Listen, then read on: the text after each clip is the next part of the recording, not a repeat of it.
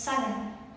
Nah, pada kesempatan kali ini saya akan membawakan cerita yaitu Joko Kendil. Pada suatu hari ada seorang janda yang menemukan seorang anak kecil yang berbentuk seperti kendil. Maka suatu saat anak itu akan diberi nama Joko Kendil. Loh, kenapa bisa dikasih nama Joko Kendil? Kan tadi saya sudah bilang bahwa anak itu berbentuk seperti kendil. Oleh karena itu dia diberi nama Joko Kendil. Saat Joko Kendil masih kecil, dia sangat disukai oleh anak seusianya karena dia memiliki sifat yang jenaka juga baik hati. Nah, ada fun fact ternyata saat Joko Kendil masih kecil, dia pernah menyelinap masuk ke suatu pernikahan. Dia masuk melalui dapur. Saat dia masuk ke dalam dapur, ia ditemui oleh bibi-bibi dapur. Bibi-bibi itu terheran-heran karena kendil itu sangat indah.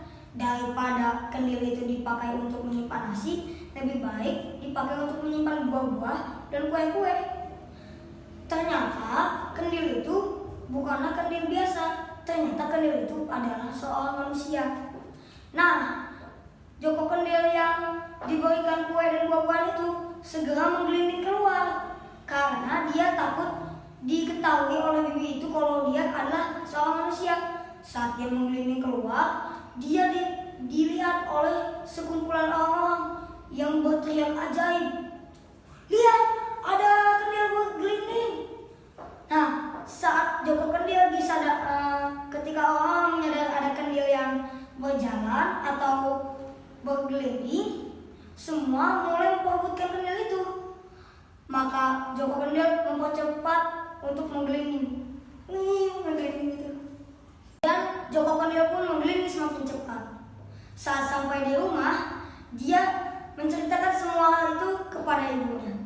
Dia berkata bahwa kue dan buah-buahan yang ia bawa bukan hasil mencuri, tapi hasil dari pemberian bibi-bibi yang di dapur. Lalu pada suatu hari, Joko Kendil sudah beranjak dewasa dan meminta kepada ibunya agar dicarikan seorang putri dari sebuah kerajaan. Ibu, aku ingin menikah dengan seorang putri dari sebuah kerajaan. Tapi nak, siapa yang ingin menikah denganmu? Kamu kan bentuknya seperti kendil. Kamu tuh memiliki kekurangan. Emangnya ada yang mau nikah sama kamu? Akhirnya Joko Kendil berkata kembali, tapi ibu, aku ingin menikah.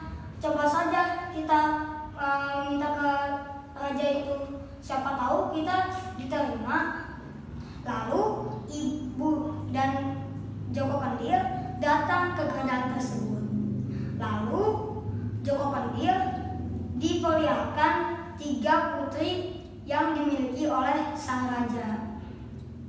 Lalu putri pertama menolak karena dia beralasan tidak ingin menikah dengan Joko Kendil karena dia itu bentuknya seperti kendil. Dia merasa kalau Joko Kendil tidak cocok untuk dinikahi. Putri kedua juga menolak dan alasannya juga sama seperti putri pertama.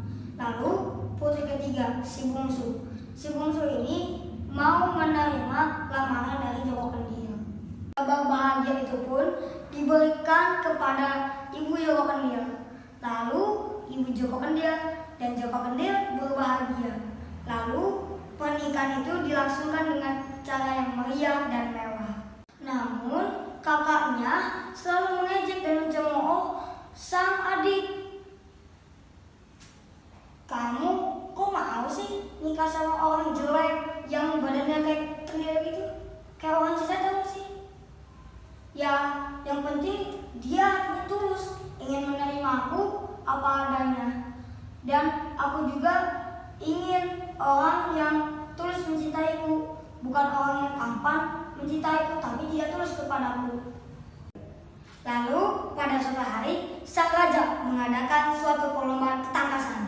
Saat semua orang sedang fokus melihat para pangeran yang telah mengikuti perlombaan, seketika ada seseorang yang masuk ke dalam arena yang dimana dia ini adalah seorang yang sangat tampan dan sangat gagah dengan menunggangi seekor kuda yang sangat besar dan gagah.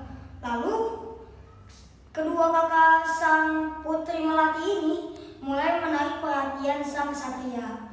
Lalu seketika si melati ini mulai dihina lagi dan dicemooh. Lihat, si ksatria ini lebih tampan daripada suami kamu, si Joko Kendil. Ngapain kamu terima? Kenapa gak milih ini aja? Makanya kalau cari orang itu atau cari jodoh yang benar. Setelah itu, karena dia sudah tidak tahan lagi dengan cemoohan kakaknya, dia merasa malu. Lalu dia pergi ke kamarnya.